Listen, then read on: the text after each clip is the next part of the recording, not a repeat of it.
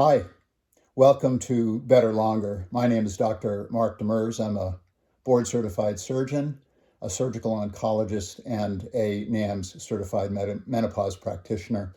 This video is one in a continuum of videos focusing on visceral fat, its dangers, and the ways to combat visceral fat.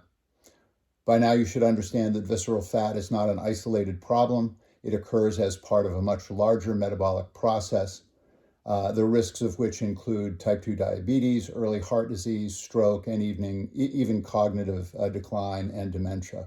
So it is an important thing to combat if you are facing visceral fat.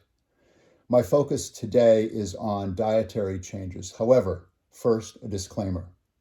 I am a doctor, and I focus very heavily on this aspect of medicine, but I am not your doctor. And the information provided here is for general information only. This is not a specific prescription for you, and I am not your doctor. You need to discuss the elements of dietary manipulation, exercise, and other elements with your own physician.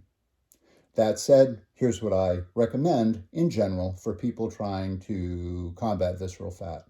Number one, get used to the idea of being hungry. Not all the time, but for a few hours a day.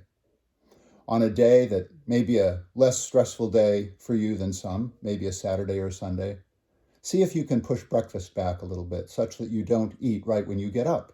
See if you can remain hungry for a little while, having no calories at all.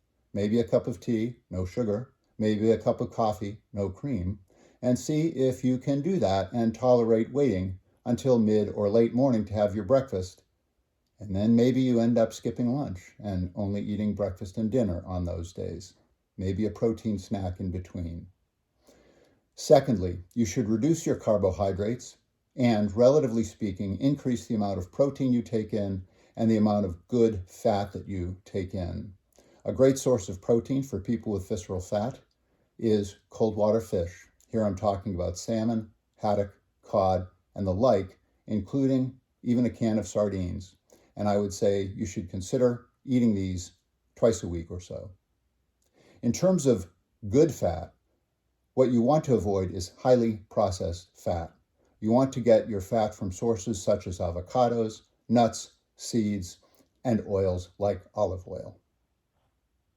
Next, you need to severely limit your exposure to simple carbohydrates, such as the wet carbohydrates found in sodas and high fructose energy drinks and things like that.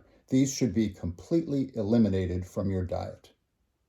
And finally, if having a couple of beers at the end of the day is a form of release for you that you simply are not ready to give up, well, this may not be your moment for trying to reduce your amount of visceral fat, because you need to limit your alcohol intake for this to be successful.